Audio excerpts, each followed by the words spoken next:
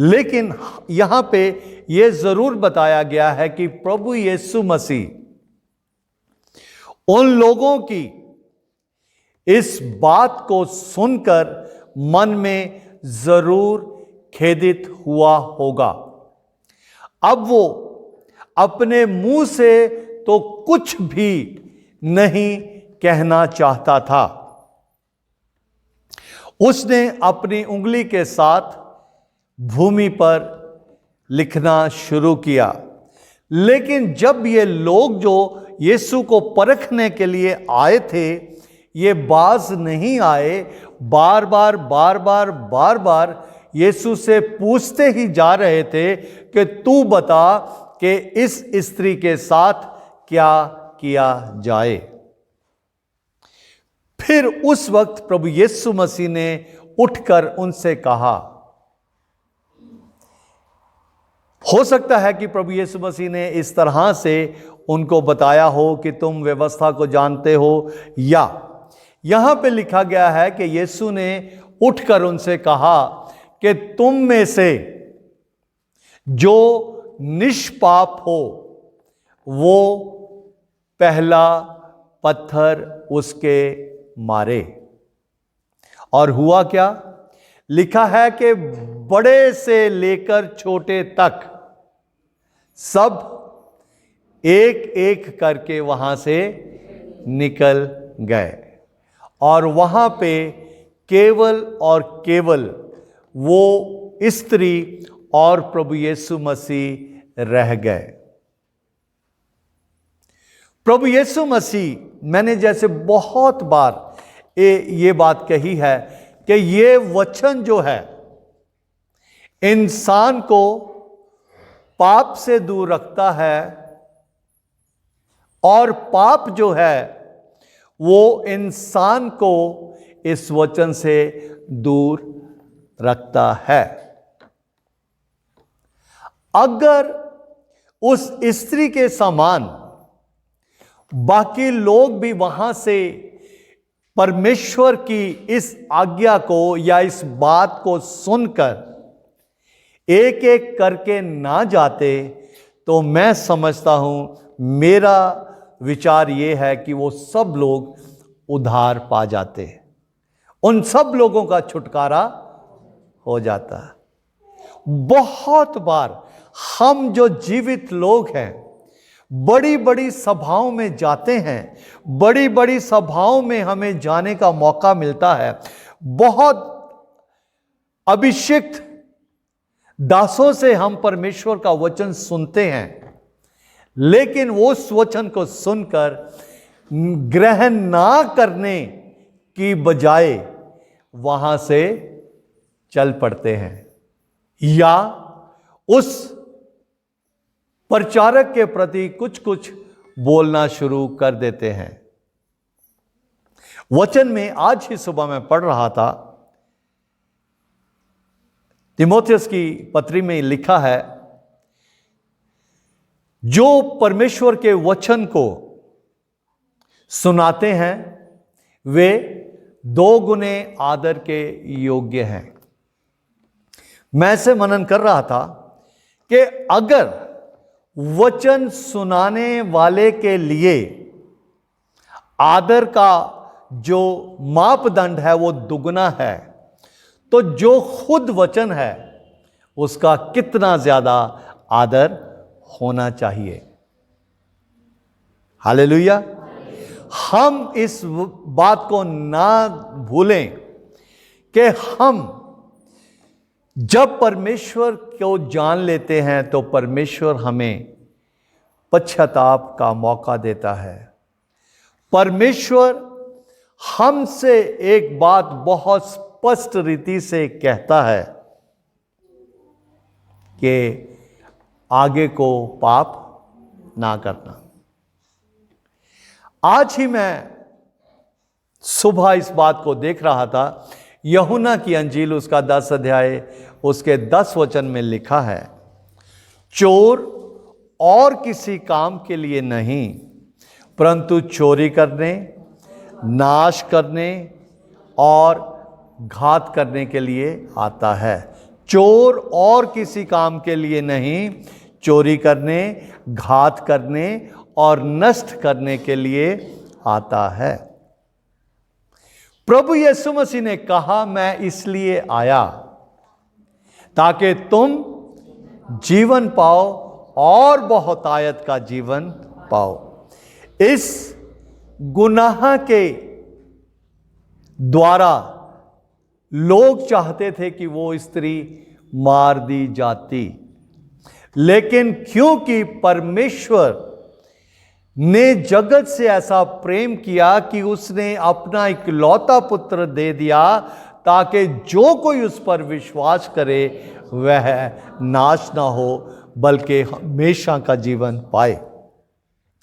प्रभु यीशु मसीह चाहे उस स्त्री का पाप कितना भी बुरा क्यों ना हो, प्रभु यीशु मसीह उस स्त्री को वहां पे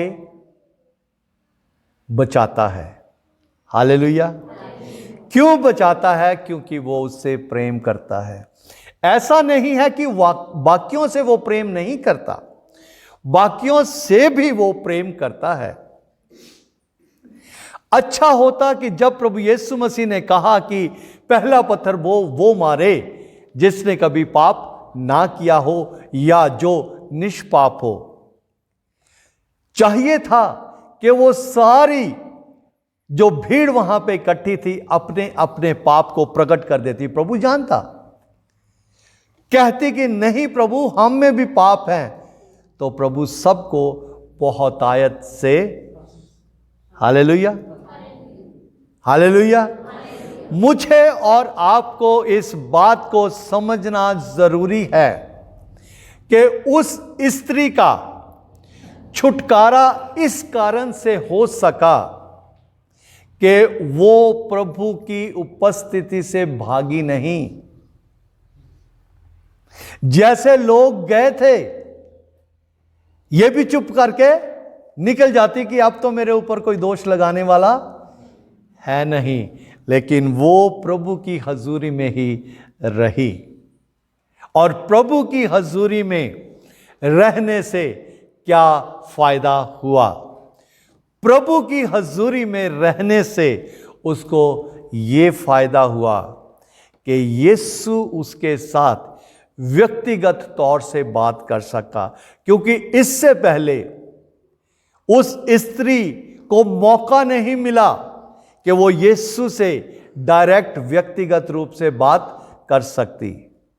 लेकिन अब प्रभु को उसके साथ व्यक्तिगत रूप से बात करने का मौका इसलिए मिला क्योंकि वो उसकी हजूरी में ठहरी रही। हालेलुया। वो उसकी हजूरी से भागी नहीं, उसने अपने आप को किसी भी तरीके से उस हालात में से ना निकलने का कोई भी प्रयास नहीं किया। अगर उसकी मनसा होती कि उसने तो इसी तरीके से ही अपने जीवन को व्यतीत करना है, तो वो वहां से निकल सकती थी, लेकिन उसने ऐसा नहीं किया। वो वहीं पे ही रुकी रही।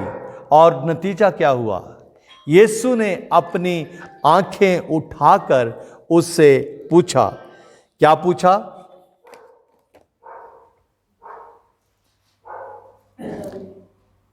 हे नारी, वे कहां गए? हालेलुया। वे कहां गए जो तुझ पर दोष लगाते थे? क्योंकि हमने वचन में बहुत बार इस बात को पढ़ा है कि जितने हथियार तेरी हानि के लिए बनाए जाएं, उनमें से कोई भी सफल ना होगा। हथियार जो है वो शैतान इस्तेमाल करता है, परमेश्वर जो है वो प्रेम इस्तेमाल करता है। शैतान के हथियार नाश करने के लिए हैं, परमेश्वर का प्रेम बचाने के लिए है। मुझे और आपको इस बात को समझना बहुत जरूरी है आज सुबह कि हमारी परमेश्वर की हजूरी में बिताई गई एक एक घड़ी जो है वो बहुत लाभकारी है। नहीं जानते कि किस समय परमेश्वर अपने वचन से हमें छुएगा। हालेलुया। केवल जरूरत इस बात की है, चाहे हमारी परिस्थिति कैसी भी क्यों ना हो, हमारी हालत कैसी भी क्यों ना हो, हम किसी भी तरह से परमेश्वर की उपस्थिति को ना छोड़ें। जो शैतान है उसका काम यह है कि वो दोष लगाता है। बहुत बार हम यीशु को स्वीकार करने के बाद भी अपने आप को दोष मुक्त नहीं महसूस करते। कारण यह है कि हमें विश्वास ही नहीं होता कि हमारे गुनाह प्रभु ने माफ कर दिए हैं। हम इस बात को अपने मुंह से बोलते ही नहीं कि मैं प्रभु यीशु मसीह में परमेश्वर की धार्मिकता हूं। बजाय ये कहने के छोटे छोटे पाप जो हैं या बड़े बड़े पाप जो हैं वो फिर से हमारे ज़हन में आते रहते हैं। इस बात को मैं और थोड़ी डिटेल से आप लोगों के बीच में बांटना चाहता हूं। शरीर है, इसमें कोई बीमारी हो गई, परेशानी हो गई। अब वो परेशानी जो है, वो बीमारी जो है, जो यीशु मसीह पर विश्वास करने वाला व्यक्ति है, वो कभी ना कभी ये बात जरूर मुंह से निकाल देता है जब बहुत दर्द हो, ना जाने मुझे किस पाप की सजा। क्या ये सही है? नहीं, क्योंकि यीशु मसीह ने जब एक बार गुनाह माफ कर दिए तो वो दोबारा कभी भी उसको याद नहीं करता। लेकिन हम लोग वो शैतान की भरमाने वाली आत्मा को उसको मौका देते हैं कि वो हमें भरमा सके कि नहीं, तुम पवित्र नहीं हो, तुम परमेश्वर की धार्मिकता नहीं हो, तुमने उस वक्त ये किया था, उस वक्त वो किया था। उसका नतीजा क्या होता है कि हम परमेश्वर के अनुग्रह को नहीं, उस शैतान की खराब युक्ति जो है उसको मौका दे देते हैं। वचन में लिखा है कि प्रभु यीशु मसीह हमारे गुनाहों को माफ करके पीछे गहरे कुंड में डाल देता है, जहां से वो बाहर नहीं आ सकती।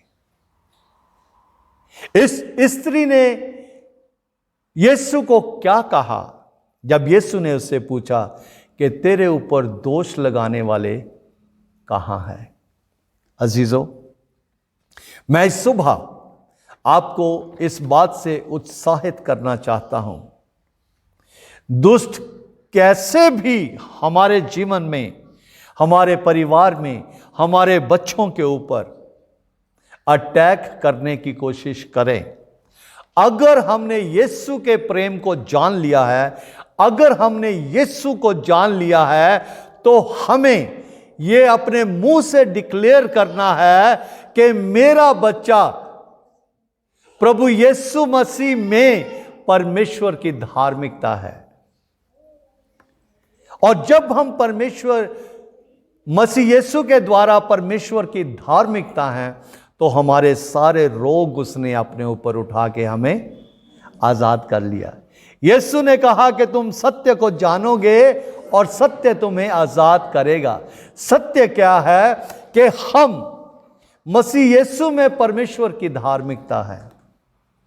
हमारे पाप कैसे भी क्यों ना हो, हमारे ऊपर संसारिक गरीबी कैसे ना हो, उन सारी परिस्थितियों में हमें कहना है कि प्रभु यीशु मसीह में मैं धनवान हूं। हालेलुया। शैतान आके कहेगा तेरे पास तो एक धेला भी नहीं है। कभी ये मत कहना कि हां सच है, कि तू सच कहता है। हमें क्या कहना है, चाहे धेला भी नहीं है फिर भी मैं यीशु मसीह में। Hallelujah, hallelujah. इस साल में मुझे और आपको वचन में बने रहने की जरूरत है। हम कभी भी इस बात को अपने ज़हन में रखकर उस सच्चाई को ग्रहण करने के लिए ना चूक जाएं जो उस वक्त परमेश्वर मुझसे और आपसे कहना चाहता है। परमेश्वर की उपस्थिति जो है वो हमें हर एक बंधन से छुड़ाती है। क्यों? क्योंकि यीशु कहता है इन लोगों ने तेरे ऊपर दोष नहीं लगाया, जा मैं भी तुझ पर दोष आगे से पाप ना करना। Hallelujah, hallelujah. आइए हम सब खड़े हो जाएं और इस गीत को गाकर परमेश्वर के सामने इस प्रार्थना को रखें।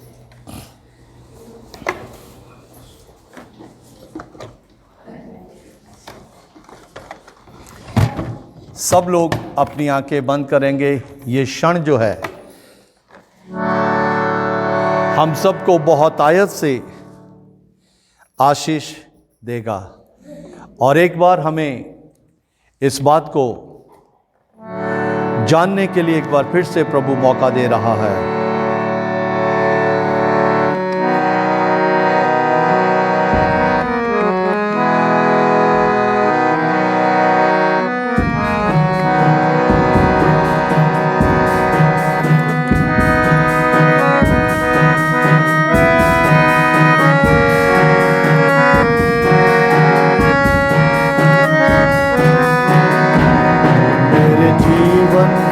तू बदल दे मेरे जीवन को, तू बदल दे मेरे जीवन को, तू बदल दे मेरे जीवन को, तू बदल दे। मेरा चाल चलन, मेरा सारा जीवन, मेरा सब कुछ तू बदल दे। मेरा चाल चलन, मेरा सारा जीवन, मेरा सब कुछ तू बदल दे। मेरे जीवन को तू बदल दे, मेरे जीवन को तू बदल दे, मेरे जीवन को तू बदल दे, मेरे जीवन को तू बदल दे। यीशु तूने अपने वचन से मुझको सब कुछ बता दिया। यीशु तूने अपने वचन से मुझको सब कुछ बता दिया। यीशु तूने अपने जीवन से मुझको सब कुछ सिखा दिया। तेरे जैसा मुझको बना दे, मेरे जीवन को तू बदल दे। तेरे जैसा मुझको बना दे, मेरे जीवन को तू बदल दे। मेरा चाल चलन, मेरा सारा जीवन, मेरा सब कुछ तू बदल दे। मेरा चाल चलन, मेरा सारा जीवन, मेरा सब कुछ तू बदल दे। मेरे जीवन को तू बदल दे, मेरे जीवन को तू बदल दे, मेरे जीवन को तू बदल दे, ये जीवन को तू कहे, मुँह से कहे, यीशु तू ही मेरा कुम्हार है और मैं तेरे हाथों की रचना हूँ। यीशु तू ही मेरा कुम्हार है और मैं तेरे हाथों की रचना हूँ। मुझको तू ऐसा आकार दे कि हर पल तुझ सा दिखाई पड़ूं, मेरी सुंदरता को सजा दे, मेरे जीवन को तू बदल दे, मेरी सुंदरता को सजा दे, मेरे जीवन को तू बदल दे, मेरा चाल चलन, मेरा सारा जीवन, मेरा सब कुछ तू बदल दे, मेरे जीवन को तू बदल दे, मेरे जीवन को तू बदल दे, मेरे जीवन को तू बदल दे, मेरे जीवन को तू बदल दे। पिता परमेश्वर, तेरा धन्यवाद करते हैं तेरे पुत्र प्रभु यीशु मसीह के लिए, जो प्रभु अपने वचन से हमसे बात करता है और कहता है कि मैं भी तुम पर दोष नहीं लगाता, आगे से पाप ना करना। प्रभु इस साल के 2 महीने बीत गए हैं, हम पर अनुग्रह करना, ताकि जब हम इस साल के 3रे महीने में प्रवेश करते हैं, उस दिन से लेकर आखिरी समय तक हम पाप ना करें। तू हमें संभाल, बचा। अपने बच्चों को बहुत आयत से आशीष दे। पूरा हफ्ता प्रभु तू इनकी संभाल कर, ताकि जब हम फिर से तेरे हजूरी में इकट्ठे हों तो हमारे पास बहुत गवाहियाँ हों। तेरा धन्यवाद करते हैं, तूने प्रार्थना को सुना है, अपने सामर्थ को हर एक अपने बच्चे के ऊपर रिलीज़ कर दिया है। यीशु के नाम से मांगते हैं। सबको जय मसीह की। प्रभु आप सबको बहुत आशीष दे।